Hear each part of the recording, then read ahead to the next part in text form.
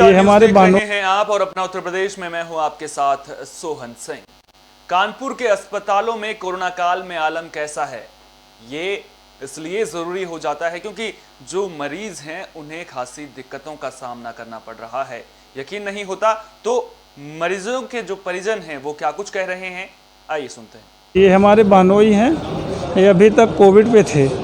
अब इनका मतलब वहाँ डिस्चार्ज मिला है तो बोले थे कि आप जनरल वार्ड सर्जरी पे ले जाइए, इमरजेंसी पे। यहाँ है तो यहाँ पर बेडों की कोई व्यवस्था नहीं है। फिर जिस एम्बुलेंस पे आए वो पैसा, खड़े होने का पैसा बहुत ले रहे हैं। 1 घंटे खड़े होने का कागज़ भी नहीं बने और मरीज को उतार दिया। भैया ये अस्पताल की स्थिति इतनी खराब है कि यहाँ पे बोलते ऑक्सीजन नहीं है और कहते हैं मरीज को ले जाओ, भैया यहाँ पे बच नहीं सकते। क्या तकलीफ है मरीज को? और सांस लेने में दिक्कत हो रही थी। ना ऑक्सीजन की व्यवस्था है, बेड में कभी 2 लोग लिटा देते, कभी 4 लोग लिटा देते, 3 लोग, कभी ऑक्सीजन निकाल देते। अब निकाल करके हमारे पेशेंट को डाल दिया एम्बुलेंस में। एम्बुलेंस वाला कहता है हम भर्ती नहीं करा पाएंगे और हम लोग कहाँ जाएँ, कैसे जाएँ? अब देहात के रहने वाले हम कैसे जाने कहाँ पे क्या होगा। ये हमारे बहनोई हैं। कोरोना काल में कानपुर के अस्पतालों का हाल कैसा है, मरीजों के परिजनों के बयानों में आपने सुन लिया। वही बात गाजियाबाद की करें तो गाजियाबाद में भी कोरोना के मामले लगातार बढ़ रहे हैं, जिसकी वजह से यहां पर नाइट कर्फ्यू लगाया गया है। जिले में रात 8 बजे से सुबह 7 बजे तक कर्फ्यू का ऐलान किया गया है। प्रशासन भी कोरोना को लेकर लोगों को जागरूक कर रहा है। लोनी सीओ अतुल कुमार खुद कोरोना से बचाव के लिए लोगों को जागरूक करते नजर आए। साथ ही उन्होंने बिना मास्क पहने बाहर निकलने पर कार्रवाई की चेतावनी भी दी। लोनी बाजार में चेकिंग अभियान चलाकर दुकानदारों को कोविड-19 गाइडलाइंस का पालन करने का निर्देश दिया गया। साथ ही बिना मास्क के घूम रहे लोगों के चालान भी काटे गए।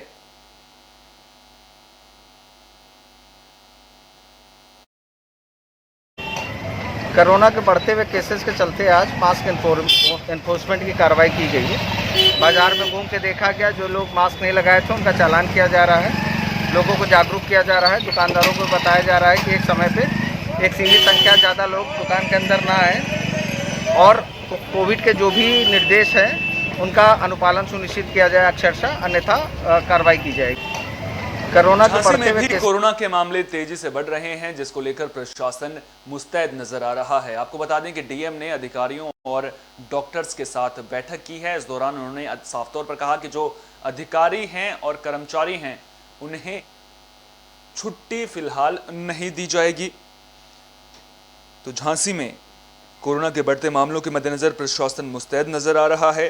डीएम आंध्रा वामसी ने विकास भवन सभागार में कोरोना को लेकर डॉक्टर्स और अधिकारियों के साथ बैठक की। इस दौरान साफ निर्देश दिया गया कि कोरोना महामारी के दौरान किसी को भी छुट्टी नहीं दी जाएगी। अगर कर्मचारी या अधिकारी बीमार हैं या फिर उनके परिवार के सदस्य बीमार हैं तभी छुट्टी दी जाएगी। इस दौरान बैठक में RRT यानी रैपिड रिस्पांस टीम को प्रभावी बनाए जाने के लिए मैन पावर बढ़ाने पर जोर दिया गया। ये टीम होम आइसोलेशन में रह रहे मरीजों को देखने जाएगी और इनसे जानकारी लेगी। उसकी जो भी है ऑक्सीजन बेड की व्यवस्था, उसको स्ट्रीमलाइन करने में, उसकी प्रचार प्रसार करने में और कंट्रोल रूम के सम नंबर्स हर आदमी को प्रचार प्रसार करने में, और रेमडेसिविर की उपलब्धता और उसकी उपयोगिता के संबंध में, और भविष्य में आने वाले संकट को देखते हुए एक ऑक्सीजन प्लांट की सेटअप करने के संबंध में रूबरू की गई है। उसकी जो भी है ऑक्सीजन बेड की व्यवस्था। कोरोना काल में गुटखा विक्रेताओं की चांदी हो गई है। दरअसल पिछले साल जब कोरोना की वजह से लॉकडाउन लगा था तो जो गुटखा विक्रेता हैं उन्होंने गुटखे के दाम 2 से 3 गुना बढ़ा दिए थे।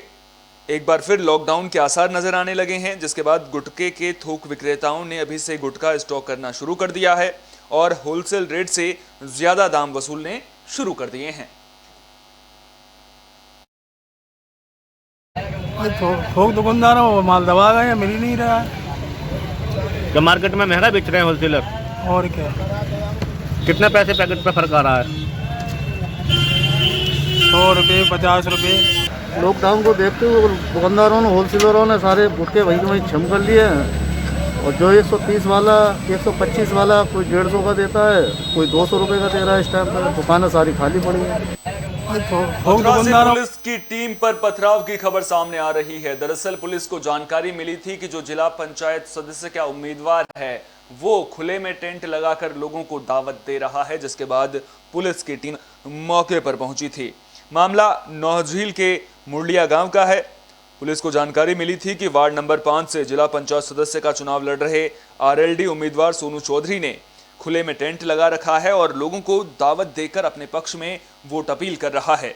जब पुलिसकर्मी मौके पर पहुंचे तो आरोपी उम्मीदवार सोनू चौधरी और उसके समर्थकों की पहले तो पुलिस से कहासुनी हो गई और फिर उन्होंने पुलिसकर्मियों पर पथराव कर दिया, जिसके बाद मौके पर भगदड़ मच गई। इस हमले में पुलिसकर्मी चोटिल हो गए, जिन्होंने मौके से भागकर अपनी जान बचाई। सूचना मिलने पर कई थानों की पुलिस मौके पर पहुंची। एसपी की अगुवाई में गांव में अब आरोपियों की धरपकड़ शुरू कर दी गई है। बताया जा रहा है कि पुलिस ने इस मामले में कुछ लोगों को हिरासत में ले लिया है, जबकि बाकी आरोपियों की तलाश जारी है। इस घटना को जिला पुलिस द्वारा बहुत ही गंभीरता से लिया जा रहा है। किसी भी पुलिसकर्मी के साथ अभद्रता बहुत ही गंभीर विषय है और इस संबंध में सुसंगत धाराओं के तहत मुकदमा पंजीकृत किया जा रहा है। काफ़ी लोगों को चिन्हित किया गया है। जो भी व्यक्ति इसमें सम्मिलित होंगे, पुलिस द्वारा इस समय पर बड़ी ही कठिन परिस्थितियों में काम किया जा रहा है। कोविड का भी समय चल रहा है। पुलिस के साथ इस तरह की अभद्रता को कतई बर्दाश्त नहीं किया जाएगा और ऐसे सभी लोगों पर बहुत ही कठोर कार्रवाई करने के दिशा निर्देश दे दिए गए हैं। खबर मथुरा के राया से सामने आ रही है, जहां नामांकन निरस्त होने के मामले को लेकर के खूब हंगामा देखने को मिला है। आपको बता दें कि यहां पर जो उम्मीदवार के समर्थक थे वो पुलिसकर्मियों से ही भिड़ गए। तो राया में त्रिस्तरीय पंचायत चुनावों को लेकर चल रहे नामांकन दाखिल करने के दूसरे दिन बाद जांच में गांव गुडेरा से प्रधान प्रत्याशी गांव घड़ी नंदा निवासी शिवराम सिंह ने आपत्ति दाखिल करते हुए बताया कि जो उनका विरोधी प्रत्याशी सैलू है उसका नामांकन रद्द होना चाहिए, क्योंकि वो कभी गांव में नहीं आते। जिस पर चुनाव अधिकारी ने सैलू का नामांकन निरस्त करने की प्रक्रिया शुरू की। जैसे ही विरोधी उम्मीदवार को इसकी जानकारी मिली तो वो अपने समर्थकों के साथ विकासखंड कार्यालय पर पहुंच गया और निरस्त रद्द ना करने की जिद पर अड़ गए और हंगामा शुरू कर दिया। ग्रामीणों द्वारा किए जा रहे हंगामे की जानकारी पर थाना पुलिस मौके पर पहुंची और ग्रामीणों को समझाने की कोशिश की, लेकिन ग्रामीण अपनी जिद पर अड़े रहे और पुलिस से भी प्रत्याशी के समर्थक भिड़ गए। इतना ही नहीं, थाना प्रभारी को ट्रांसफर तक करने की धमकी दी गई है, ये आरोप लग रहा है। नामांकन खारिज करने की सूचना पर राया विकासखंड कार्यालय पहुंचे ग्रामीणों के साथ एक प्रमुख दल के नेताजी भी अपने प्रत्याशी के समर्थन में जमकर विरोध किया, जिस पर थाना प्रभारी निरीक्षक उत्तम चंद्र पटेल से किसी बात को लेकर उनका विवाद हो गया था। अब ये वीडियो सोशल मीडिया पर जमकर वायरल हो रहा है। ये बच्चे तो ऐसा क्या कारण हुआ, हम अधिकारियों से पूछना चाह रहे हैं कि जो पिछली पंचवर्षीय योजना में ये सॉल्व था, ये गुडेरा के थे और आज ये बोले अमेरिका के, ये क्या कारण है, हम आर से जानना चाहते हैं। ये आपने किसी 5 बजे का हम इंतजार नहीं करेंगे। ये बच्चे खबर मुजफ्फरनगर से सामने आ रही है, जहां गाड़ी निकालने को लेकर दो पक्षों में जमकर विवाद हो गया। घटना शाहपुर थाना इलाके के कुटबी गांव की बताई जा रही है। दरअसल प्रधानी चुनाव के बाद दो पक्षों में विवाद की यह खबर सामने आई है। गाड़ी को लेकर दो प्रत्याशियों के बीच विवाद हुआ है। नोकझोंक के बाद दोनों पक्षों में तनाव की हालात बने हुए हैं, जिसके बाद पुलिस को मौके पर तैनात कर दिया गया है। तो तस्वीरें आप देख सकते हैं किस तरह से गाड़ी निकालने को लेकर के विवाद यहां पर हुआ था, जिसके बाद पुलिस को मौके पर तैनात कर दिया गया है।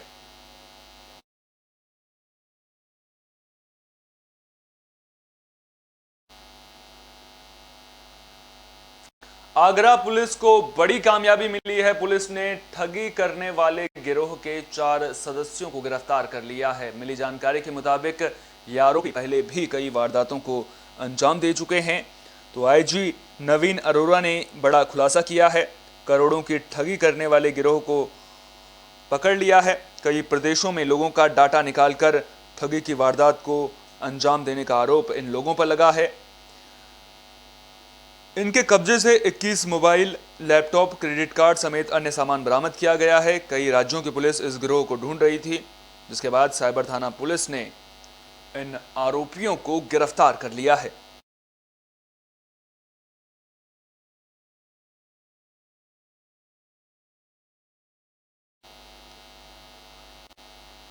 सोनभद्र से सड़क हादसे की खबर सामने आ रही है। दरअसल टायर फटने की वजह से एक पिकअप वाहन सड़क पर पलट गया।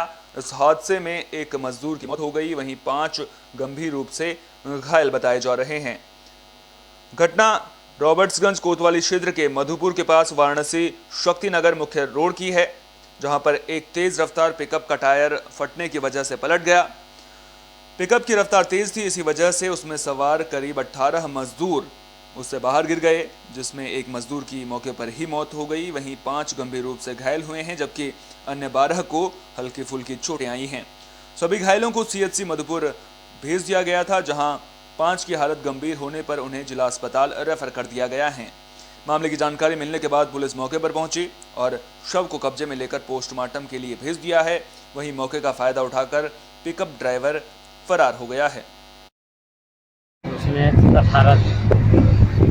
कोई हताहत भी हुआ, एक्सपायर भी किया? जी, एक। क्या नाम है उनका? राम स्वागत। उनके पिताजी का नाम? सोमनाथ। और कितने लोग घायल हुए हैं? और 2 लोग घायल हैं और सबके हल्का फुल्का चोट है। उसमें झांसी में एक महिला का शव मिलने से हड़कंप मच गया है। दरअसल इस महिला की हत्या के कारणों का अभी तक खुलासा नहीं हो सका है। आपको बता दें कि पुलिस चौकी से 100 मीटर की दूरी पर महिला का शव मिला है। पुलिस चौकी के सामने झाड़ियों के पास अज्ञात महिला का शव मिलने से हड़कंप मच गया है। झांसी के बंगरा उल्दन मार्ग पर पठाकरका से पहले बनी नवनिर्मित पुलिस चौकी से करीब 100 मीटर की दूरी पर यह शव बरामद किया गया है। महिला के पास से उसका पैन कार्ड मिला है, जिसके बाद उसकी पहचान सपना हरिवार के रूप में हुई है। महिला के परिवारजनों की जानकारी सहित पुलिस हत्या कारणों की जांच में जुट गई है। तो महिला के परिजनों को मामले की जानकारी दे दी गई है, साथ ही पुलिस मामले की तफ्तीश कर रही है।